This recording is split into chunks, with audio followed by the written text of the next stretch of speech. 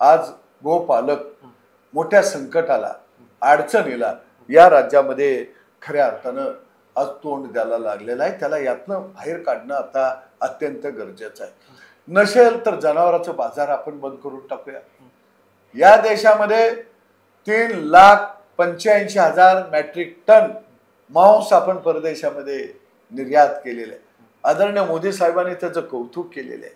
आदरणीय मोदी साहेबांचं मी अभिनंदन करेन की ते म्हणले अमेरिकेचा शेतमाल आणि दुग्धजन्य पदार्थ मी माझ्या देशात येऊ देणार नाही, माझ्या शेतकऱ्याचं नुकसान करणार नाही. आज त्या शेतकऱ्याची नुकसान व्हायला लागलेलं आहे. आता खऱ्या अर्थात देशामध्ये 63 कोटी लिटर दूध हा शेतकरी तयार करतोय. राज्यामध्ये 2 कोटी लिटर दूध हा शेतकरी तयार करतोय. आणि तथाकथित गोरक्षक कॉर्पोरेट कंपन्यांच्या ऑफिस थाटावी तशी थाटायला लागलेली आहेत. गाई म्हैशी कुठे आहेत? गावगाड्यात. ऑफिस कुठे आहेत? पुण्यात, मुंबईत, शहरांच्या मध्ये यांचे ऑफिस आहे. गोरक्षक म्हणजे काय? गायीची सेवा करणारा. गोरक्षक म्हणजे असा नाही शेतकऱ्याला मारणारा, वाहनं जप्त करणारा, त्यांच्या म्हैशी घेऊन जाणारा, त्यांच्या म्हैशी विकणारा. तो गोरक्षक असत नाही. सेवक हा मारत नाही कुणाला.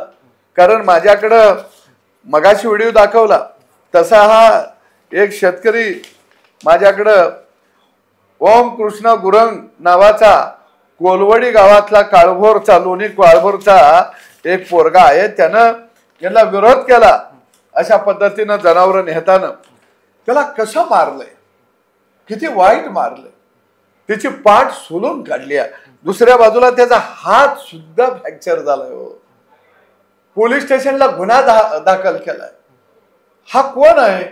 ऋषिकेश कोमटे नावाचा तथाकथित गोरक्षक. त्यानं ही गुंड पाळली ती आणि त्यानं डोकं भारी चालवलंय. गोशाळा एकाच्या नावावर काढल्या. उद्या जर हे सगळं बिंग बाहेर आलं तर जो गोशाळेचा मालक आहे तो तुरुंगात जाईल. मी नामा निराळा राहिलो, माझ्यावर काही गुन्हा दाखल होणार नाही. आणि तो बोलताना एवढा थंड डोक्यानं शांत डोळ्याला टावील बांधून असा नमस्कार करून एवढा गोड बोलतोय. म्हणजे थंड डोक्याचा गुन्हेगार आहे तो. आणि म्हणून खऱ्या अर्थानं राज्यातला शेतकरी प्रचंड चिंतेत आहे. तो घाबरलाय. कारण जर्सी गाईचा खोंड अवताला नाही चालत.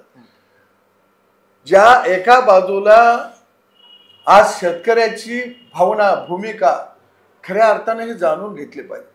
देशी गायला परत आणि मी म्हणतो ते लगेच देशी गाईच करायला लागली. ती देशी गायला, खिल्लार गायला मराठवाड्यात वेगवेगळ्या जातीनं देशी गायीला ओळखलं जातं. विदर्भामध्ये वेगवेगळ्या जातीनं ढवळी पवळी अशा नावानं सुद्धा ओळखलं जातं. या गायला शेतकरी गोमाता मानतो. देशी गायला, खिलारी गायला शेतकरी गोमाता मानतो.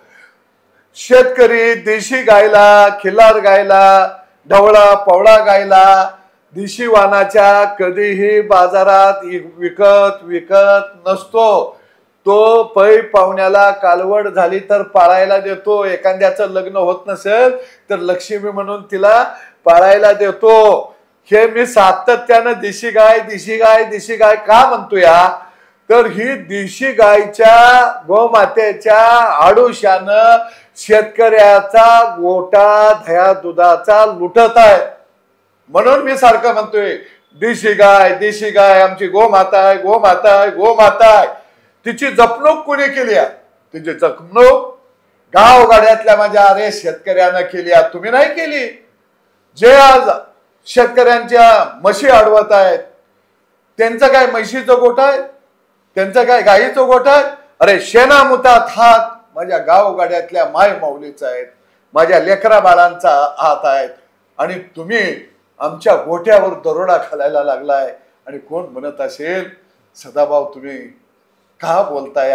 अरे मी शेतकऱ्याचं लेकरू आहे, शेतकऱ्याचा पोरगा आहे.